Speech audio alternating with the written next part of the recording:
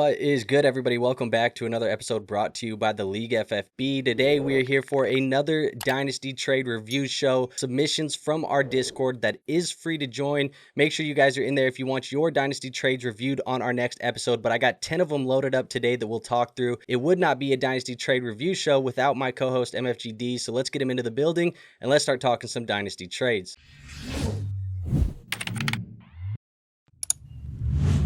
War, how we doing today? Yo, what up? What up, bro? What up? What up, Dynasty family? Let's go. Let's get it, man. All right, I got 10 trades loaded up. I'm not going to waste time. Let's just pull it right up and get into it because some of these trades that were submitted are pretty interesting. But we're going to kick it off right here, dude. We got a 12-team Superflex full PPR with a 1-point tight end premium in there and a rebuilding roster. We're basically getting the 201, which was Matthew Golden, for Brandon Aiyuk in the 310. So you're kind of trading the wide receiver swap to get younger, and you get that third-round pick thrown in. But how do you feel about this? I guess for me, it really comes down to just how you feel about Aiyuk and Golden. But how do you feel? Man. Matthew Golden, huh? I think at this moment in time, I think we definitely gotta give Matthew Golden some grace. I'm interested to see what he does with Jordan Love. But at this moment in time, especially with the extra third thrown in there, I'm going to lean the Brandon Aiyuk side. I've seen him do it before. Matthew Golden, he's still a dart throw at this point in time. Brandon Aiyuk, we know he was coming off of an injury, but before that, he was doing a thing for the 49ers. They don't have Deebo Samuel anymore. So I would definitely go with the more assured prospect here. Yeah, I mean, I don't disagree with a lot of what you're saying. I think the only thing that I disagree with is probably the side that I'm going to take, and I think that's probably because of the context of this team. I was recently, today actually, updating my wide receiver rankings, and I was kind of looking at Aiyuk, and it's hard for me to get him much higher than where I have him. I think he's a buy right now currently in the market just based off of public perception, but he is coming off of that, the ACL tear there that's going to probably take a little bit of time still for him to get ramped up. Everything that I've heard, we got to take that with a grain of salt at this moment in time, but everything that I've heard has been good news. But I feel like we get that in the offseason is it's always good news. It's never bad news. So I think Aiyuk right now, he's probably a buy for a contending roster if you need, a guy to come in and you can get him fairly cheap. But in a rebuild, I'm going to lean with Matthew Golden. I have him higher in my dynasty rankings by just a little bit. So the 310 is not enough for me to sway. I'm going Matthew Golden here. Yeah, I mean, I can't knock you for sure. I'm more so lean with Aiyuk because I do still think he's on the positive side in terms of his age. He's not too old. He's not a super young receiver, but he's also not too old. I feel like you could still be a part of a rebuild and have him on the roster. I actually have a team like that right now where he's a part of the roster. And I thought the third, which isn't a big, it's a late third, but it's something. But I definitely would not knock someone taking 201 there with Matthew Golden. So, I mean, if anything, it might be closer to fair than leaning heavily towards either side. Probably, and I think, that's why you're getting that third thrown in on the Aiyuk side because of the risk. But in a rebuild, if you can get, I think the age difference between these guys is 5 years. If you can get 5 years younger and you get a guy in Golden here who probably can, we hope become the number one wide receiver for the Packers. I feel like we've said that about a plethora of guys for years now. Christian Watson, we hoped could be the number one. Jaden Reed, we hoped would be the number one. Everybody since Devontae Adams, we hoped. Jaden Reed. I still believe in him too. And for what it's worth, they're telling him for right, not for the situation, but for what it's worth, they're still telling him he's the number one wide receiver as well. I don't know. At the end of the day, I'm not a big Matthew Golden guy, but this just context, I'm going to lean to Golden. But I think you're right. It's probably closer to fair. Let's move on to the next one, though. I don't want to spend too much time on this one. That one's fairly easy.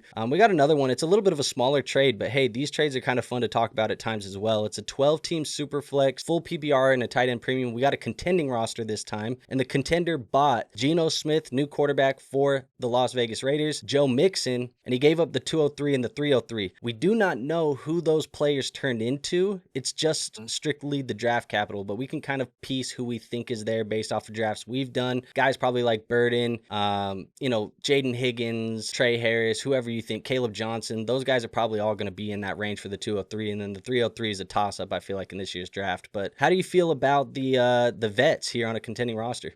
Without me knowing who his second quarterback was initially, as a contender, I could see why he went with Geno Smith and Joe Mixon. If he's going for a championship, if he's weak at quarterback and his second quarterback, I don't see why adding Geno Smith would be tough. He's pretty much a standard place and play super flex guy. And Joe Mixon, again, don't know what his running back situation is, but whether it's good or bad, even if you're getting Joe Mixon just to put him in that flex spot, that's good. So for the context of this particular trade, I do lean with the veterans. I'm feeling real veteran today. Yeah, I mean, I don't necessarily disagree here. I think the context that we got was he was actually pretty weak at running back. So I think Mixon's going to come in and plug and play in the starting lineup almost immediately at the running back position. Geno, I think he said he wanted to address QB3. He didn't have a QB3 on the roster, or maybe the QB3 was a bad player, and he wanted to have somebody come in and have some reliable production, and he's going to treat Geno that way. Look, I think if you're really lucky, in the 12-man leagues, 15th overall, maybe you can land a Caleb Johnson, and you could have the Caleb Johnson versus Joe Mixon running back argument. But I'll be real, I don't think Caleb Johnson outscores Joe Mixon this year as a running back. So in a contending roster, you get Joe Mixon, who's probably, whether people like it or not, as long as Joe Mixon is healthy, he's probably going to be flirting with these low-end RB1 numbers like he was last year when he was healthy. Like, it's not a sexy player to plug into the lineup. People are sick of Joe Mixon because he's been around so long, and it's kind of name fatigue at this point. But for whatever reason, you plug him into the lineup and he's still scoring those RB1 weeks for us. He's going to be used on the goal line significantly. The only guy that they added in this backfield this offseason is Woody Marks, and Woody Marks is kind of a special team passing down, type of back. He's not even like a guy that's going to come in and take the bulk of the carries between the tackles or any of the goal line work. Joe Mixon should have a heavy workload, and as long as he's healthy, he's going to be pretty damn good. So I think you're getting value here.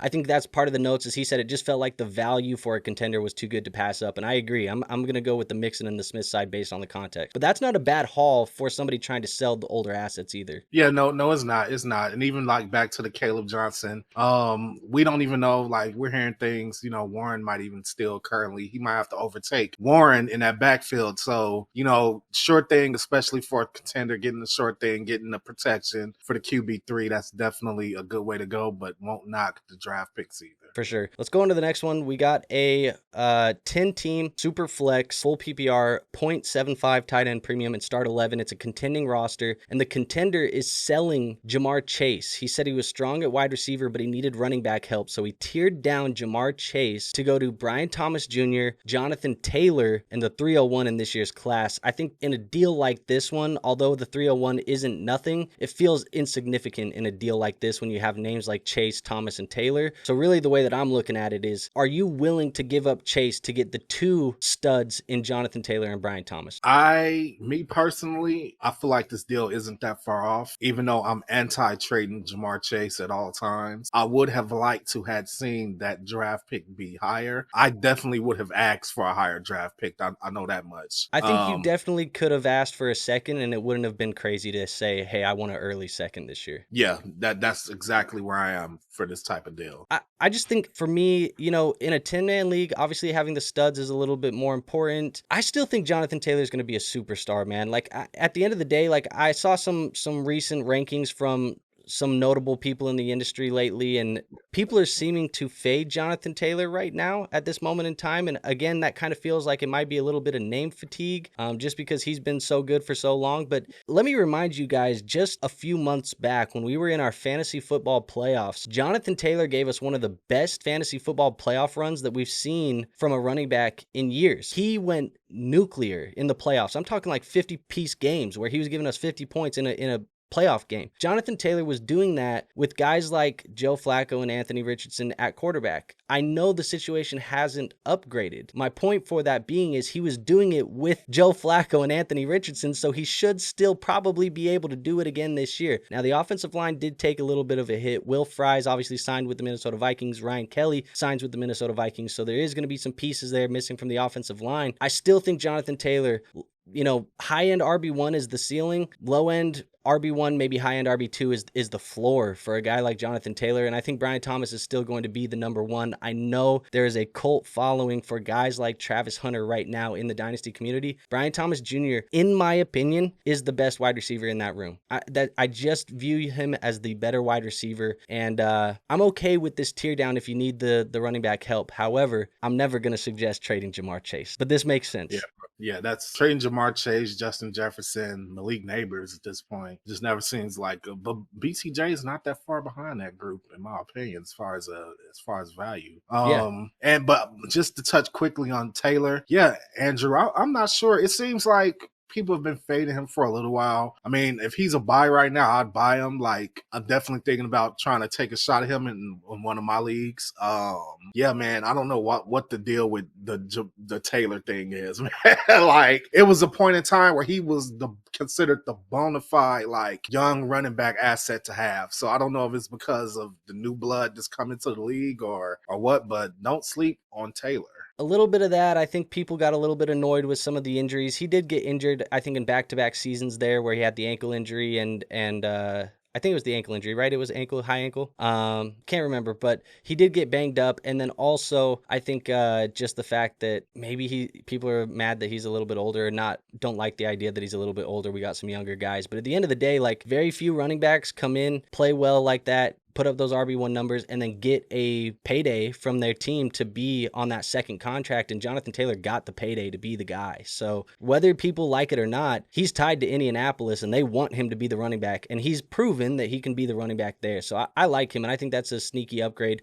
Just tearing down from Chase to Brian Thomas, which, quite frankly, if we're looking at it in tiers, Chase and Jefferson are probably in the tier of their own still, but in that next tier, it's probably BTJ. He's probably in that tier with that next group of guys. So I don't mind it at all. I think it's a good move. Yeah, I don't mind it. All right, let's move on to the next one. The next trade that we have here is a 12-team Superflex full PPR, 1-point tight end premium, and it's a rebuilding roster. JJ McCarthy and the 205 is being sent away from the rebuilding team. What they get is the 103 that turned into Travis Hunter. I mean, this is a pick your poison type of deal, I think. Are you going McCarthy and the 205? Or are you taking Travis Hunter here? I'm taking McCarthy in the 205. He's a Minnesota Viking. My quarterback was begging to become a Minnesota Viking. So ain't that crazy? Yeah, so I'm going to trust my quarterback's assessment of Kevin O'Connell, and I'm going to assume that McCarthy is going to be more productive in the Superflex league than Travis Hunter, and you can still get a decent wide receiver too. So as at 205, and you know what? And I'm just gonna throw this out here, dude. Like, I've been thinking this for a while. I'm not really a part of the Travis Hunter cult, dude. I'm not gonna sit here. It's not gonna be hot take war. I'm not gonna sit here and say he's trash, nothing like that. I just don't think he's gonna be a Malik Nabers, Jamar Chase, Justin Jefferson type of guy. And if me thinking that, and JJ McCarthy is coming back to me, and I still get 205, I still get to get a guy like possibly Higgins, Luther Burden. You could even get Trey Harris, Colston Loveland. You could get anybody at that 205 spot, and with JJ McCarthy, I'm leading McCarthy, man, especially in the Superflex league. Yeah, I think that's one thing that's interesting. I will say you threw Loveland's name out there like it's not a full point tight end premium. There ain't no way he's making it out of the first round in that full point tight end premium. But look, man, I'm agreeing with you. And again, it's not hot takey. It's just there are people out here that believe that Travis Hunter is in a league of his own, a tier of his own as a wide receiver prospect in this year's class. And there's me and people like me and probably like you who feel like Travis Hunter and Ted McMillan aren't that far off as prospects. Right. Some people might prefer Ted more. I prefer Ted. Yeah, so I think that there's definitely, that range of outcomes. And I side closer to the other side of the argument where Ted McMillan and Travis Hunter are probably close prospects as far as like overall outcomes. When it comes down to this trade, look, I think it's a fair deal. There's going to be people who believe in JJ McCarthy. There's going to be people who don't believe in JJ McCarthy. In a 12-team league, a Superflex league, the quarterback is going to be pretty important. My only argument here is that we have seen Kevin O'Connell go out here and make every damn quarterback that has been under his wing a top 10 fantasy option at some point in time. There was times there where people were going crazy for Josh Dobbs, the Pastronaut. He had a nickname that we were all,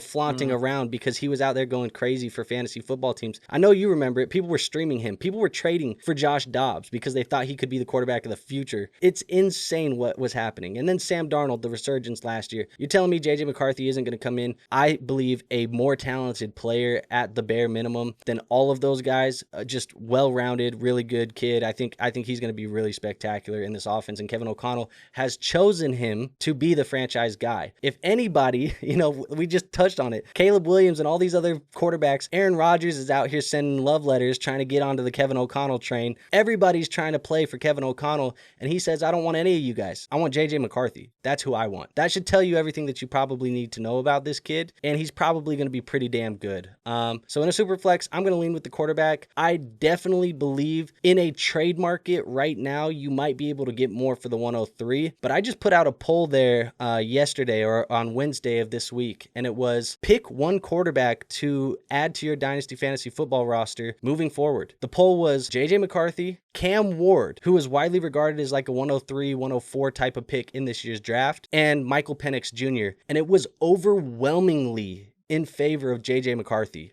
Everybody preferred JJ McCarthy for the most part in that poll. There were people who liked Cam Ward, there were people who liked Penix, but JJ McCarthy was winning by like 60% the last time that I saw. At the end of the day, that should kind of tell you where JJ McCarthy is valued in this year's class. I told people, in the draft cycle, McCarthy would have been my QB1 had he stayed in college and came out this year. McCarthy would be QB1. I would have had him over Ward. I would have had him over Sanders. I would have had him over everybody, Jaxson, Dart. It was JJ McCarthy. So I think this is fine. You get that 205, like we said, you can add a Trey Harris or something else as well. But I'm going to get off my soapbox for JJ McCarthy. I don't need to pump him up anymore. And it probably, it's not a great look either, I think, at times when I start getting into it, when I have all the purple and yellow behind me. But I'm just telling you how I really feel, man. If I didn't like the kid and I didn't like the player, I'd tell you to sell him like I was telling you guys to sell Sam Darnold last season. And a lot of people were telling me that Sam Darnold was going to be the franchise quarterback. And I said, hell no, please sell the kid because you're not going to be able to get what you could get right now. And they turned it over to JJ. So that's where I'm at. If anybody doubts you, just know that I'm sitting here as a Bears fan and I feel the same way about JJ McCarthy. So yeah, but I think this is a fair deal. It's a good deal, I think, for both parties. But in a rebuild, I want to have, a couple extra assets. And I think McCarthy plus a wide receiver like Trey Harris or something like that might help you a little bit more in a rebuild. Yeah. All right, let's go to the next one. This is actually the thumbnail trade, I think. So we got a 12-team super flex, full PPR. It's no tight end premium and another team that is rebuilding. So in the rebuild, they send away Josh Allen of the Buffalo Bills. They get Justin Herbert, Bucky Irving, a 2026 third-round pick, and a 2026 fourth-round pick. How do you feel? You're shaking your head. I mean, how do you feel? Yeah, no, 100% no. I'm keeping Josh Allen, his hot wife, over Justin Herbert, Bucky Irving, a third and a fourth. No. This doesn't even make sense in the sense of a rebuild. Like Josh Allen, he ain't going nowhere no time soon. He's going nowhere no time soon. And you made this trade. You traded away the best fantasy asset in fantasy football right now. Dynasty, redraft. You traded away the best one for a lesser quarterback and a running back. A running back who our feelings about running backs are known. This is not worth Josh Allen, and, I'm not trading away Josh Allen, especially not for this. Yeah, I mean, I'm with you here. I think you should have and could have netted more in your return for Josh Allen. I don't have anything against Herbert. I think Herbert's fine. He's fine. for the next little while. He's probably going to sit in this low end, QB1 type of territory. I think he's going to be fine. Bucky Irving is the piece that I think makes it scary for me because one, you said he's a running back. The shelf life is short. Not only is he a running back, it's not like he's a high draft pedigree type of guy. He's a day 3 running back that came in surprised, and then the offensive coordinator left. And we're all talking about how he might be a sell this offseason, and you're plugging him in as the piece that's, the main piece is the reason why you're tearing down. And then in a rebuild, buying a running back that is a day 3 guy that does, have the shorter shelf life. We plug this in as like a wide receiver of the same value as Bucky Irving. If it's Garrett Wilson, Justin Herbert and Garrett Wilson, feel much better about this trade. Yeah. Than I do Justin Herbert and Bucky Irving. Now, that doesn't mean that this trade doesn't allow you to go take Bucky Irving now and flip him. So if you're, Patriots, I think that's what you should do. You should take Justin Herbert, put him on the team as QB1, QB2, wherever he is for you, and then take Bucky Irving and flip him for a wide receiver. I think that's a smart thing to do. Even if you could go flip him for, a guy like Ted McMillan or something like that, if they're not too high on Tet. Like, I don't mind it, but the 3rd in 2026, the 4th in 2026, it's super irrelevant for me in this type of case because those are dart throw, very, very low dart throw type of percentages that you're going to shoot. And really, it's Justin Herbert for Bucky Irving, and I just don't like getting the running back. But the value might be okay. Although I don't agree with it, the value might be all right, and I would be taking Bucky at this moment in time and trying to flip him for a wide receiver. I'm not trading Josh Allen for no less than 2 studs in the first. And what I see is 1 quarter and $1 missing 3 quarters. Like Justin Herbert, you just referred to him as a low-end quarterback 1. That's not considered a stud. It's fine. That's the perfect word we came up for. It's fine. Justin Herbert, it's fine. Like, there was a point in time where we looked at these two as equal footing to a degree, or like at least having featured, but that time has now passed, and with the coach that they have in place, that's not going anywhere anytime soon. Those guys are more about winning. They don't care about fantasy stats. Justin Herbert is probably going to be locked in to that spot as a low-end quarterback 1.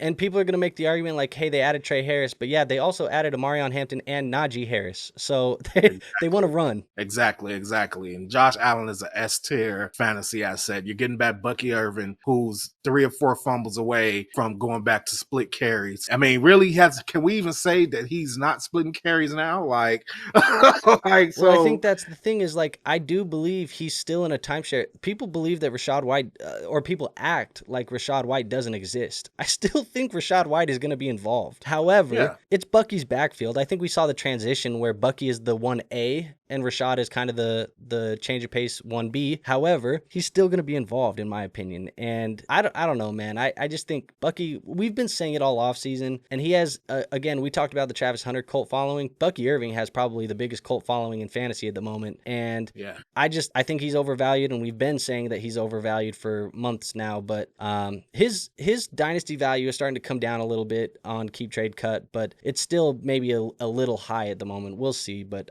again, rebuild. You don't want the running back, so if you're going to at least make this deal, have a second plan, or have your next step of your plan be to go flip Bucky for a wide receiver or something. Get better draft capital too. Fair enough. All right, let's go on to the next trade. The next trade here is going to be a 10-team Superflex full PPR, half-point tight end premium, and a start 10. We got a contending roster there for Team 1. So the contending roster buys Jalen Hurts and Sam Laporta. What they give up is Kyler Murray, Trey McBride, and a 2027 first-round pick. Says it should be late because he's contending. How do you feel about that? I feel like this deal, I'm fine with this deal, to be honest. Because, I mean, the way I'm looking at it is Kyler Murray in the first, even though it's 2027. Kyler Murray in the first for Hurts. That's okay. In the grand totality of things, I would take Hurts if that was the only trade. But when you throw in McBride, who I think is clear far and above Sam Laporta, and there's concerns about Sam Laporta without Ben Johnson in that offense. So I think it's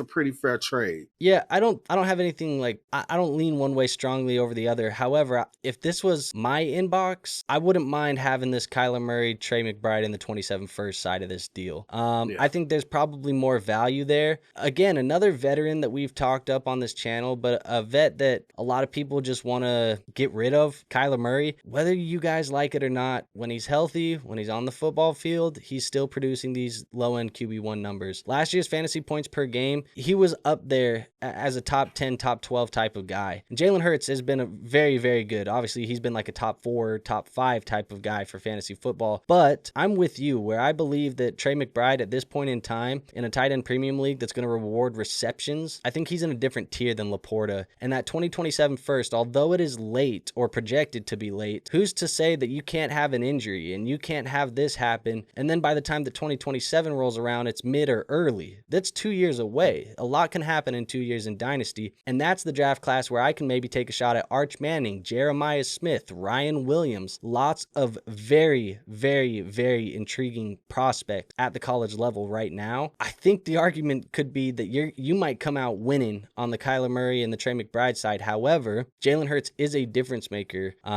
But in a 10-team league, the QB isn't crazy valuable as much as it is in a 12-man. It's just a little bit less valuable. So I don't think the dip from Kyler Murray to Jalen Hurts is significant enough for me to give you my first round pick next year, while also downgrading my tight end. I probably would have felt better about this actually if you gave the 27 first and Kyler and just got Jalen Hurts and you didn't put the tight end swap in here. Yeah, but he had accepted that is the question. Fair. Yeah. I don't know. I mean, we'll see. I guess when it's all said and done, you'll see. But I think there's more value on the Kyler and McBride side, and I don't think the fantasy points per game difference is going to be that different to account for the whole first round pick in 2027. Yeah, I got you. All right, let's go on to the next one.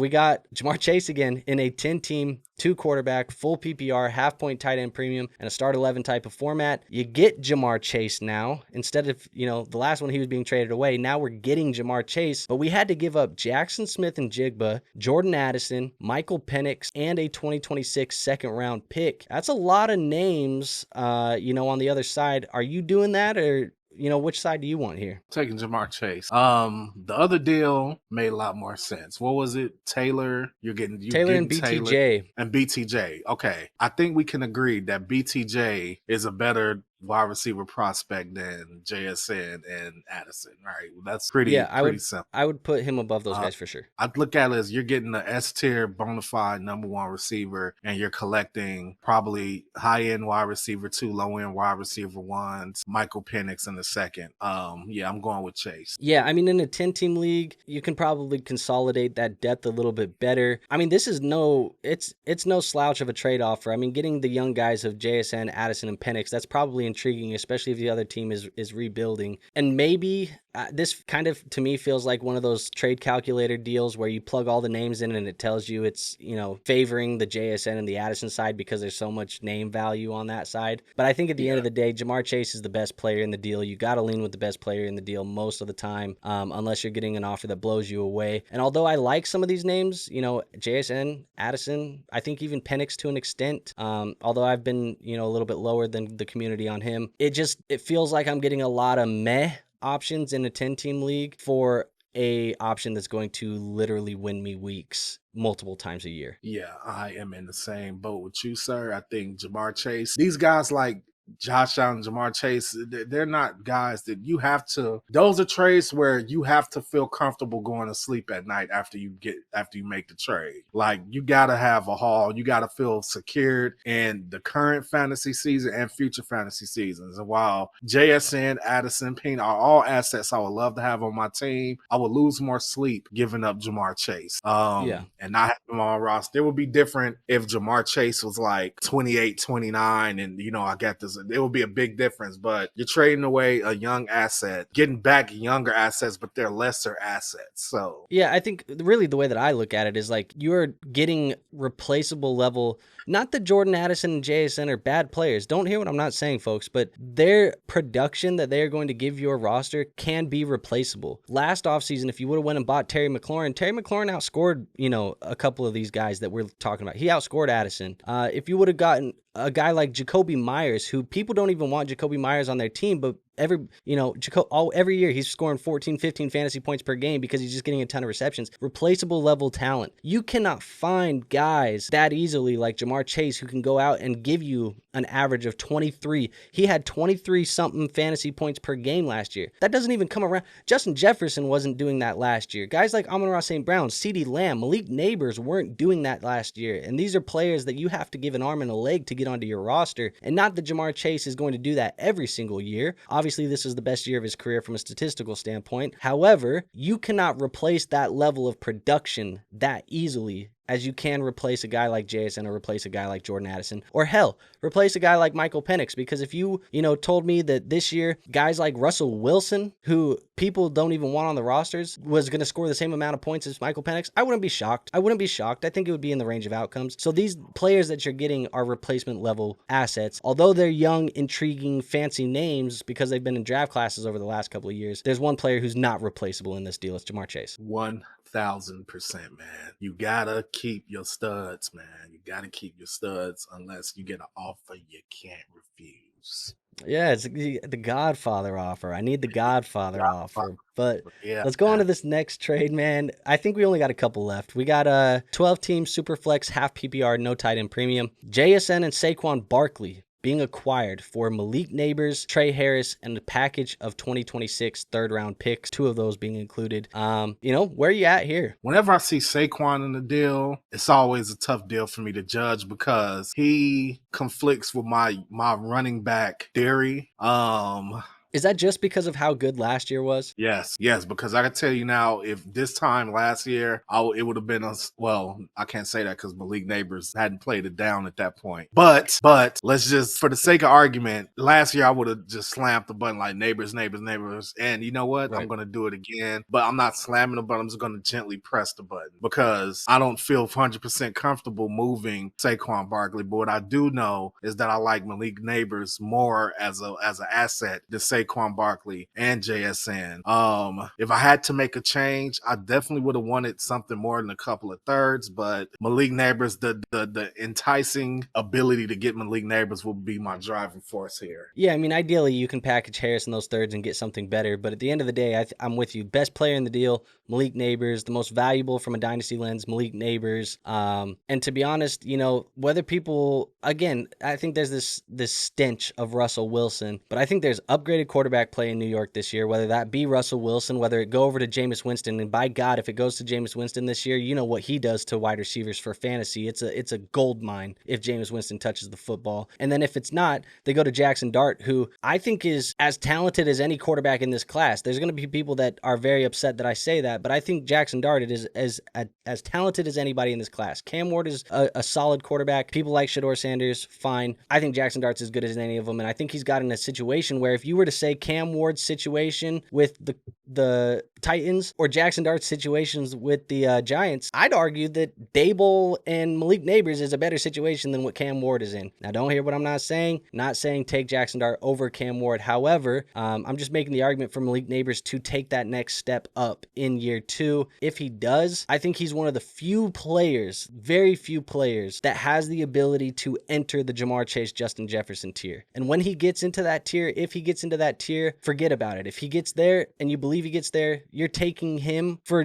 Barkley and JSN all day, every day. Trey Harris, I think he's going to be a decent wide receiver as well. I think there's a lot to like about the landing spot. I think there's a lot to like about the player. Saquon, as good as he's been, JSN as solid as he was last year. I still think JSN has, it's been the tale of 2 years for me with JSN. We'll see what happens in year 2 or year 3 here with Sam Darnold. I think that's something that we need to pay attention to as well. I don't know, man. There's a lot going on, but JSN should see a ton of target volume. I'm going best player in the deal. Malik Nabers, he's the best player in the deal to me. I can make the argument for the other side if you're a contender. I definitely can, but I want the best player in the most valuable dynasty asset, and that's Malik. Yeah, I'm right there with you, man. Just we looking at the next LSU great receiver in the league, and once you get one of those guys, you got to do for some years to come. Yeah, for sure. All right, let's go to this next trade. We got Sully and Tired Cam. It's a 12-team, 1 quarterback, full PPR, no tight end premium. Large package of stuff here. Jahmyr Gibbs, Marvin Harrison, 203, a 26 first and a 26 second. You gave up Puka Nacua and the 101, aka Ashton Genty. What are you doing here? I'm gonna be honest, man. I want the Jahmyr Gibbs, Marvin Harrison, and stuff. That's what I want. I even like the stuff that he got. Jahmyr, I just like the assets more. I'm still in the camp of Marvin. Both of these assets could be better. Jahmyr Gibbs, I'm already putting him as the best asset between Jahmyr Gibbs and 101. I still think Marvin Harrison has a chance to be a better asset than 101. So then we're looking at Puka Nacua, and I think in a lot of terms you can kind of have Jahmyr Gibbs and Puka Nacua cancel each other out, even though one is a running back, but it's a running back that I would like to have on my roster. And then you can't poo-poo the draft assets either. You're getting 203, which you can still get a really good player at 203, and you're getting the first, and you're getting another second for the following year. So I'm going to lean that side with Gibbs and Harrison. Yeah, I mean, I'm with you. I'm taking the package of players and picks, but I looked at it the same way as you. Jahmyr Gibbs versus Ashton Jeanty at the 101. Love Jeanty as a prospect. Jahmyr Gibbs is already there, already proven, already elite. Just give me Jahmyr Gibbs here. It doesn't even need to be a conversation. Gibbs over Jeanty. Now then, the way that I view it, I already view Gibbs over Jeanty, so you could argue that you'd have to throw me a little piece, on top of Jeanty to get the Jahmyr Gibbs. However, if we just crossed him off even 1-for-1, we're talking about Marvin Harrison, a first and 2 seconds, one of those seconds being an early one this year for Puka, which again, I love Puka Nacua as much as anybody. He's one of my favorite wide receivers in the league. I think every team that I have him on, you just feel so comfortable plugging Puka into the lineup because he's a dog. Marvin and a first and multiple seconds, that's no offer that you can just turn your nose at. That is a hell of an offer. So I'm going to take Gibbs, Marvin, the first and the 2 seconds, assuming, year 2, they haven't added anybody in this receiving core. Another year with Kyler Murray. Marvin takes that step forward. People really knock Marvin's year as if he didn't go out there and give us almost, a 1,000-yard season. Like, he almost did it. And people are going to really say that it was a bad year, but it was fine. He's it was the not wide receiver equivalent of Caleb Williams, where it's like, when you look at the numbers, it's like, okay, that's not bad for a rookie season. But, you get overshadowed by Jaden Daniels, Malik Nabers, and they're like, oh, yeah, no, you're a bust. You're trash. Right. And it's because, Marvin and Caleb were the ones we were talking about last offseason. So that's why people are, so whatever. But at the end of the day, I'll take the perfect world. I come away from this deal keeping, there's no perfect world. I'm not even going to get into that. At the end of the day, give me Gibbs and Marvin. Puka in the 101's fine trade offer. I just think you give up too much draft capital to get assets that are damn near the same. I don't think, unless he felt like he was upgrading from Gibbs to Jeanty, which I don't know why you would feel like you're upgrading to go get Jeanty. And then also like Nacua and Harrison, I don't think should be that far off that you're willing to give away, multiple high value draft picks over the next couple of years. So yeah, I don't know, man. And it's a 1 quarterback. Whatever. give me Gibbs and Harrison. Yeah, man, we are on the same page on that one, bro. All right, let's go on to the next one. I think this or the next one's the last one, but we'll see. I have to keep clicking the buttons to find out. 12-team super flex, full PPR, no tight end premium. You got a contending roster here. Team 1 is the contender. They give up 2 firsts in 2026. They're 110 this year, a second in 2026, and a third in 2026. What they get for those 3 first rounders, the second and the third, is A.J. Brown, Garrett Wilson, DeAndre Swift, and Hunter Henry on this contending roster. What do you think about this? Is it too much draft capital going, or do you think the players that you're getting are good enough that they should equal the draft value? I don't think. Okay, first, let me say I'm not about to shit on A.J. Brown and Garrett Wilson. Those good assets to get back, I just don't think. I think if somebody throws that many picks at you and that's what you're giving up, I'm taking the haul of picks. I mean, for a rebuilding roster acquiring, I think this is a great deal. I think it's a great deal. Yeah, you're giving away Wilson. He's kind of, a young asset, but those other 3 assets are older in years. So really, you're getting all the draft capital that's going to help you more in the long run. And for the contender, that's a lot to give up. Even for a contender, that's a lot to give up. Yeah, I mean, the 3 first feels rough. However, I can make the argument that Garrett Wilson and A.J. Brown, just those 2 guys alone, now that's the bread and butter of this deal if you're the contending side, but just those 2 guys alone might equal the 3 first, to be honest. Like, those 2 guys could equal the 3 first. I know, we're in the middle of the year right now, or the time of year right now, where everybody believes that every future first round pick is going to be a fucking superstar. That's just the way that people are believing right now. Everybody thinks that the young guy is going to come in and take the job. The reality of the situation is that does not happen as often as we want it to. Those picks are not as valuable as we want them to be. Go back, just humor me, and after this video is over, go back and look through your past couple of years of rookie drafts. How many of those first round picks did you think were going to be great players for your Dynasty Fantasy Football team, and you used them on a guy like Zach Wilson or Treylon Burks or somebody like that you just are like, damn, wish I could have that one back? That happens a lot. And so, you get a guy like A.J. Brown, who I believe is still going to produce as a wide receiver 1 this year. Garrett Wilson, who should still produce, despite, what you want to say about Justin Fields and the situation there, should still give you wide receiver 2 numbers. And then guys like DeAndre Swift, who, I don't know, you're the Bears guy. I think he can still be flex worthy. And Hunter Henry, it's not a tight end premium, so you probably don't want to start Hunter Henry. But at the end of the day, he's probably a 3rd round pick. You still probably prefer Hunter. I think it's fair. I understand it. Although I think you could have got more just taking that pick package to somebody else. You might have been able to get more than A.J. Brown and Garrett Wilson. But I don't think it's bad. I don't think it's a bad trade. Yeah, and that's my biggest thing too, is like, if you shop that particular package of picks right there, what more could you have gotten for that? Because I mean, I would definitely have started at the top. I would have started with guys like JJ Chase. I would have started for the best wide receivers available and then worked my way down until I got there. Then I would have made a decision on there. Maybe that's what he did. Maybe he did try to acquire those guys ahead of accepting this deal. But as a rebuilding team, I definitely want that package of picks. But as a contending team, those guys, Wilson and Brown, are going to help you. Swift may help you depending on what happens. So, I mean, we'll see. It's not, the value's not off by any means. I just feel like when you send 3 first round, it's not very often that, you know, a team holds 3 first round picks and you can go out and say, hey, I got 3 firsts. Who's available? I'm sure half the league's going to be in your damn inbox. So I hope you shop. If you did shop and this was the best offer that you got, I don't think it's a bad one. But I do believe that there would probably be a market in most leagues that could give you a little bit more than this. So that's where I'm at there. And that is our last trade of the day. So, you know, that's 10 Dynasty trades that you guys made last week. We're going to do this every week. Obviously, if you guys have been around the channel, you know that you have to submit those trades in a Discord. So we do have a free Discord linked in the description. In there is a Dynasty trade review channel, and that is where you submit the trades with a little bit of context, a nice little, you know, nice looking screenshot. I'll be real, if the screenshot looks, you know, chopped, I'm not putting it on the show, y'all. You got to make sure it looks nice and pretty for me, because I ain't doctoring up and photoshopping these damn trades for you just to make it look nice on camera. So the ones that you see presented, that's the way I like them. So do that for me if you're submitting. I don't think we have a big issue with that at all, but make sure you're in the Discord, hang out with people, talk with people in there. There's a lot of fun stuff in there. Also, if this is your first time at the channel, this is the first time seeing this type of trade review show, you like it, you want more content like this, we got a ton of content on the channel all the time. Make sure you're subscribed. So close to 5,000 subscribers on this channel. Want to get there.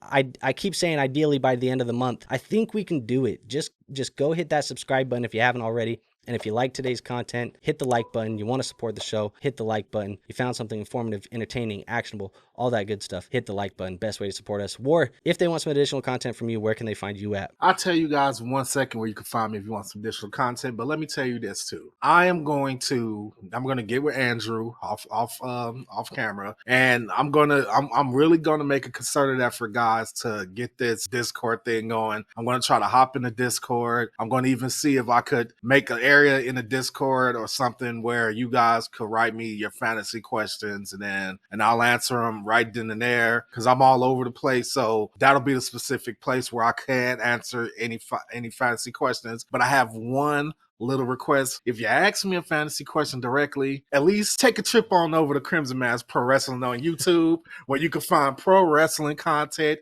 Like and subscribe to videos. Andrew has a goal to get to 5,000 by the end of the month. I have a goal to get to 5,000 by the end of the year. We are both trying to hit our goal. So go to Crimson Mass Pro Wrestling. Even if you don't like wrestling, damn it, do it because you support Let's Talk Dynasty. Just go over there, hit that subscribe button, and check out some wrestling content, and you know, hit me up on the Discord once I get that rolling. Ask me any of your fantasy questions, I'll answer them. I don't have a problem with it at all. Damn straight. I like it. We'll get together. We'll make sure that we get you in there. I told people a while back, once you were in there, I was like, ask them some questions, but we'll make sure we make it prominent in there as well. But I have nothing else for you guys today. I will let you know, starting next week, we're starting our Best Ball Summer Series, where I'm going to be streaming every Monday night. We did it last summer. A lot of people liked it. We got to draft together over on Underdog. Obviously, you know, that's a partner of our channel over here. You can support us by using promo code on Underdog, but we'll get into more of that later.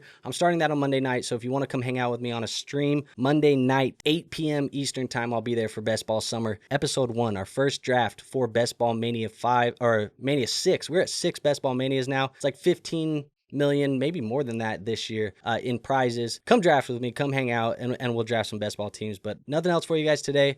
We'll see you on the next episode, though. So until then, peace out.